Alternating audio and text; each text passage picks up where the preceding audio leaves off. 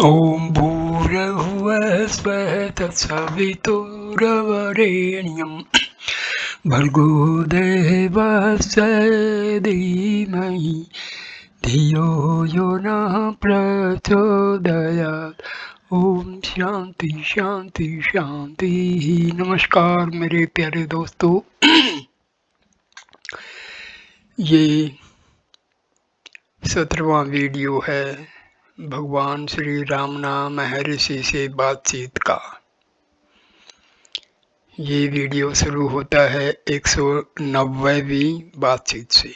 30 मई 1936 190वीं बातचीत। कक्ष में एक पालतू गिलहरी है जो संध्या को अपने पिंजरे में जाकर सो जाती है, जिसमें महर्षि गिलहरी को रात्रि के विश्राम हेतु जाने का निर्देश कर ही रहे थे कि एक यात्री जिसने यह घोषित कर रखा था कि वे बुद्धि की सीमा पार कर चुके हैं, उन्होंने यह सुझाव दिया कि गिलहरी संध्या की गर्मी से प्यासी हो सकती है, इसे जल दिया जाए।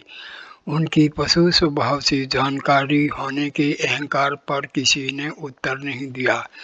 उन्होंने पुनः अपनी बात को दोहराया। कुछ क्षणों के मौन के उपरांत महर्षि ने कहा, गर्म सूर्य में तपती हुई चट्टानों पर देर तक ध्यान करने से कदाचित तुम्हें प्यास लग रही होगी और एक लोटा जल पीना चाहोगे। भक्त, ऐसा ही है, मैंने जल पी लिया।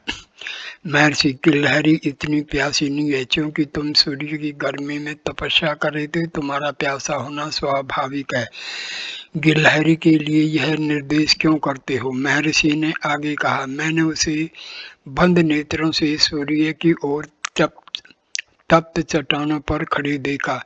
मैं कुछ समय वहां खड़ा रहा, किंतु मैंने इसका ध्यान भंग करना उचित नहीं समझा एवं चला आया। ऐसे व्यक्ति अपनी इच्छा अनुसार कार्य करते हैं। भक्त जी, जो मैंने कहा वह मेरा पूर्व निर्धारित नहीं था, यह अनायास था। महर्षि, ओ, मैं समझा।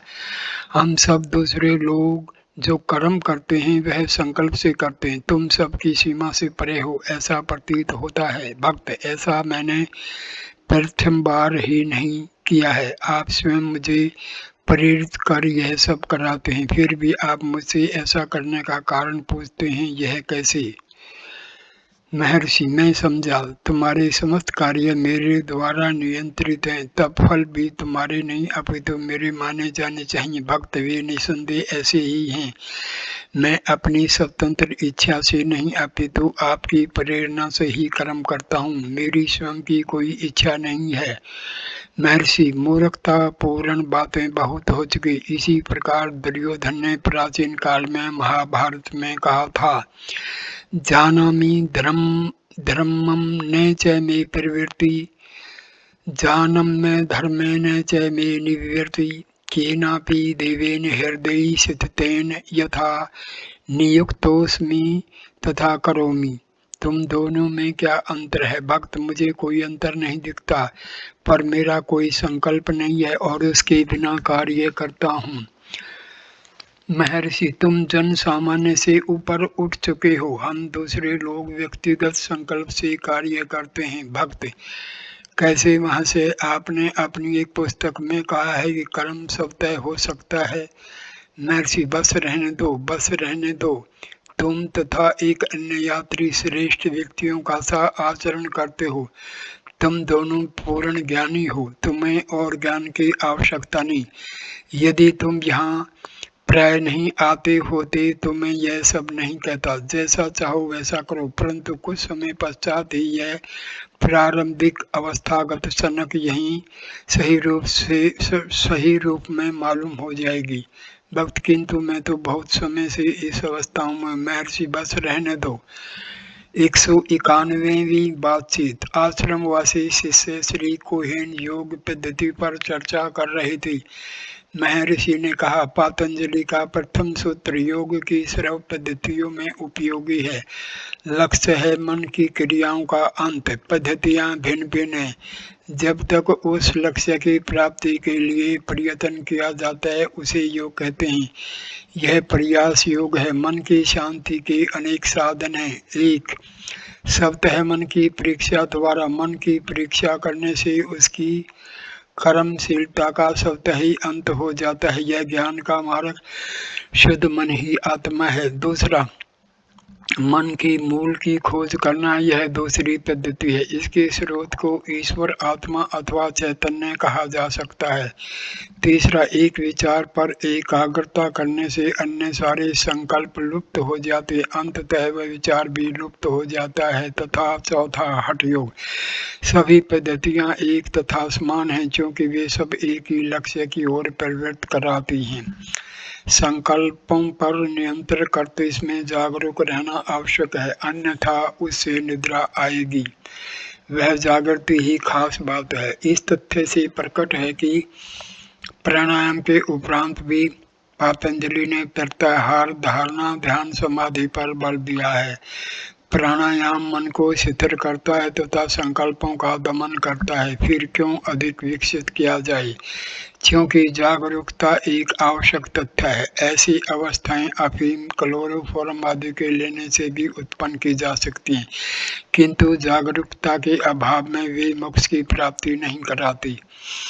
3 जून 1936, 192 बातचीत।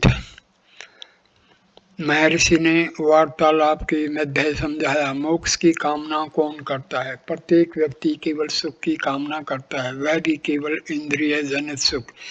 एक गुरु से यह प्रश्न पूछे जाने पर उन्होंने कहा, ऐसा ही है। जो सुख इंद्रियों के भोग से प्राप्त होता है वह भी मुक्ति जैसा ही है। मुक्ति की प्राप्ति के लिए 4 योग्यताओं में से मुक्ति की इस प्रकार की इच्छा भी एक योग्यता है। यह सभी में समान है। इस कारण सभी इस ज्ञान, आत्मज्ञान के पात्र हैं। वास्तव में योग सूत्र आदि में वर्णित पूर्णतया सर्वगुण संपन्न व्यक्ति का उपलब्ध होना जगत में संभव नहीं है। फिर भी आत्मज्ञान का प्रयास नहीं त्यागना चाहिए। प्रत्येक व्यक्ति अपने अनुभव से ही आत्मा है। वह प्रमाद के कारण शरीर के साथ तादात्म्यता को प्राप्त कर दुख भोगता है। यह देखो कैसा आश्चर्य है। एक आत्मा ही सत्य है। आत्म भाव से रहकर सारे कष्टों से छुटकारा क्यों नहीं पा लेते? प्रारंभ में ही व्यक्ति को यह समझा देना आवश्यक है कि वह शरीर नहीं है, क्योंकि वह समझता है कि वह केवल शरीर ही है, जबकि वह शरीर तथा और सब कुछ भी है। शरीर तो केवल एक अंश है। यह उसे अंतिम रूप से जान लेना आवश्यक है। पहले उसे जड़ चेतन का भेद समझना आवश्यक है और केवल चेतन होकर रहना है। बाद में वह यह अनुभूति करे कि जड़ चेतन से अलग नहीं है। यही विवेक है। यह प्रारंभिक विवेक अंत तक बना रहना आवश्यक है। इसका फल मोक्ष है। 193वीं बातचीत। महर्षि ने कहा, स्वतंत्र इच्छा एवं प्रारब्ध सदैव ही रहते हैं। प्रारब्ध पूर्व कर्म का परिणाम है। इसका संबंध शरीर से है। शरीर को उसकी सुविधा अनुसार कार्य करने दिया जाए। तुम उससे क्यों चिंतित होते हो? तुम इधर ध्यान क्यों देते हो? स्वतंत्र संकल्प तथा प्रारब्ध देह के रहने तक रहते हैं, किंतु ज्ञान इन दोनों से परे है। आत्मविद्या तथा अविद्या दोनों से परे है। जो कुछ होता है वह पूर्वकृत कर्म, दैवी इच्छा तथा अन्य कारणों से होता है। 194वीं बातचीत। अमलापुरम के निवासी श्री सुब्बाराव ने जिज्ञासा की, मन पर नियंत्रण कैसे करें? महर्षि, मन को पकड़ लो। भक्त, कैसे? महर्षि, मन वास्तविक नहीं है। वास्तव में इसका अस्तित्व नहीं है। इसके नियंत्रण का निश्चित मार्ग इसकी शोध करना है, तब इसकी क्रियाशीलता बंद हो जाती है। 6 जून 1936। 195वीं बातचीत। बनारस विश्वविद्यालय के श्री झरका, जो एमए तथा एमएससी हैं, ने कहा कि वे पत्नी तथा बच्चों के वियोग से शोकातुर हैं। वे मानसिक शांति तथा उसको प्राप्त करने का उपाय जानना चाहते हैं। महर्षि, जन्म मृत्यु सुख दुख संक्षेप में सारा जगत तथा अहंकार मन में ही स्थित हैं। यदि मन का नाश कर दिया जाए तो इन सब का भी नाश हो जाता है। यह ध्यान देने योग्य है कि मन को केवल सुषुप्त नहीं करना है, अपितु उसे नष्ट कर देना है। मन सुषुप्ति में भी निष्क्रिय रहता है, तब वह कुछ नहीं जानता। फिर जागृत होने पर तुम पूर्ववत हो जाते हो। शोक का अंत नहीं है, किंतु यदि मन नष्ट कर दिया जाए तो शोक के लिए कोई आधार नहीं रहेगा तथा मन के साथ लुप्त हो जाएगा। भक्त, मन का नाश कैसे करें? महर्षि, मन को शोधो, इसकी खोज करने पर यह लोप हो जाएगा। भक्त, मैं नहीं समझ पाया। महर्षि, मन केवल संकल्पों का समूह है। संकल्पकर्ता के होने से ही संकल्प होते हैं। संकल्पकर्ता अहंकार है। यदि अहंकार की खोज हो जाए तो वह स्वतः ही नष्ट हो जाएगा। अहंकार तथा मन एक ही है। अहंकार संकल्पों की जड़ है, जिससे अन्य समस्त संकल्प उत्पन्न होते हैं। भक्त, मन की खोज कैसे करें? महर्षि, अंतर्मुख हो जाओ।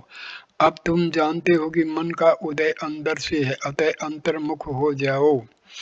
भक्त, मैं अब भी इसको करने की विधि नहीं समझ पाया। महर्षि, तुम प्राणायाम की साधना कर रहे हो। यंत्रवत प्राणायाम से लक्ष्य की प्राप्ति नहीं होगी। यह तो एक साधन मात्र है। इसे यंत्रवत करते समय मन से जागरूक रहने की सावधानी रखो तथा मैं भाव को ध्यान में रख इसके मूल को खोजो। तब तुम्हें बोध होगा कि जहाँ श्वास लीन होती है वहीं से मैं का भाव उदित होता है। इनका उदय तथा अस्त साथ ही होता है। मैं भाव भी श्वास के साथ ही लय हो जाएगा। इसके साथ ही दूसरा अनंत ज्योतिर्मय मैं अभिव्यक्त होगा, जो कि नित्य एवं निरंतर रहेगा। यही लक्ष्य है। इसके अनेक नाम हैं: ईश्वर, आत्मा, कुंडलिनी शक्ति, चैतन्य, योग, भक्ति, ज्ञान आदि। भक्त, अब भी स्पष्ट नहीं हुआ। महर्षि, जब प्रयास करोगे तो यह तुम्हें स्वतः ही लक्ष्य तक पहुंचा देगा। 9 जून 1936। 196वीं बातचीत। रमण गीता अध्याय 2 में वर्णित मार्ग तरी के संबंध में एक यात्री ने जिज्ञासा की। महर्षि ने बताया कि प्राणायाम मन पर नियंत्रण करने का साधन है, अर्थात संकल्पों के शमन तथा इनके नष्ट करने का साधन है। एक साधक प्राणायाम पूरक, रेचक, कुंभक अथवा केवल कुंभक का अभ्यास कर सकता है। दूसरी श्रेणी का ध्यान करने वाला साधक मन का संयम करने के बाद श्वास पर संयम करता है और उसका कुंभक स्वतः ही हो जाता है। पूरक एवं रेचक पर सजग रहना भी प्राणायाम है। यह साधन केवल देखने में 3 प्रकार के प्रतीक होते हैं। वास्तव में तत्वतः वे एक हैं, क्योंकि वे एक ही लक्ष्य तक ले जाते हैं। तथापि साधक की पूर्वगत परिस्थिति तथा प्रवृत्ति के अनुसार इन साधनों में परिवर्तन कर उनको अपनाया जाता है। वास्तव में केवल 2 पद्धतियां हैं, विचार एवं भक्ति एक दूसरे तक पहुंचाता है। भक्त, मैं की खोज में कुछ भी दृष्टि गोचर नहीं होता। महर्षि, चूंकि तुम्हें स्वयं को देह तथा दृष्टि को नेत्र मानने का अभ्यास हो गया है, इसलिए तुम कहते हो कि तुम कुछ नहीं देखते। वहाँ देखने को क्या है? कौन देखेगा? कैसे देखेगा? एक ही संवित है जो अहम वृत्ति से उठता है, शरीर के साथ तादात्म्यता को प्राप्त होता है, इंद्रिय द्वारा प्रकाश करता है और चारों तरफ यह दृश्य देखता है। जागृत अवस्था में प्राणी सीमित होता है तथा कुछ भिन्न वस्तु देखना चाहता है। उसकी सहज बुद्धि की साक्षी ही अंतिम प्रमाण है, किंतु वह यह स्वीकार नहीं करता कि दृष्टा, दृश्य तथा दृष्टि सब उसी चैतन्य अर्थात निजी अस्तित्व की अभिव्यक्ति हैं। मन की एकाग्रता से ऐसे भ्रम का निवारण होता है कि आत्मा दृश्यमान है। वास्तव में दृश्यमान अलग कुछ नहीं है। इस समय तुम्हें मैं की प्रतीति कैसी हो रही है? क्या तुम अपने स्वयं को जानने के लिए अपने सामने दर्पण लेते हो? वह जागृति ही निजी अस्तित्व है, इसे साक्षात कर लो, यही सत्य है। भक्ति चित्त के मूल पर खोज करने से जड़ में एक अहम वृत्ति दिखती है, किंतु मुझे इसे समाधान नहीं होता। महर्षि ठीक है, मैं की अनुभूति आकार कदाचित देह से संबंध है, शुद्ध आत्मा के साथ अन्य कुछ भी संबंध नहीं होना चाहिए।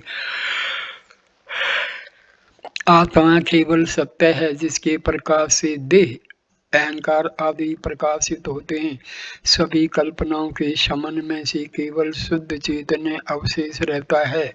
निद्रा से जागृत होकर दृश्य प्रपंच को देखने से पहले बीच में वह शुद्ध चैतन्य ही मैं है। बिना सोए तथा बिना संकल्पों से ग्रस्त हुए इस पर दृढ़ रहो। इसको दृढ़ता पूर्वक पकड़ने पर जगत की अनुभूति होने का भी कोई महत्व नहीं है। दृष्टा दृश्य से अप्रभावित रहता है। 197वीं बातचीत। आज अहमदाबाद की 2 पारसी महिलाएं गुल तथा श्रीन बैराम जी आई। रात्रि को इन्होंने महर्षि से कहा, भगवान, बाल्यकाल से ही हमारी अध्यात्म में रुचि रही है। हमने दर्शन के अनेक ग्रंथों का अध्ययन किया है तथा वेदांत ने हमें आकर्षित किया है। इसलिए हम उपनिषद, योग वासिष्ठ, भगवत गीता आदि पढ़ती हैं। हम ध्यान का भी अभ्यास करती हैं, किंतु हमारे ध्यान में कुछ भी प्रगति नहीं है। हम नहीं जानती कैसे साक्षात करें। क्या आप कृपा कर हमें साक्षात्कार करने में सहायता देंगे?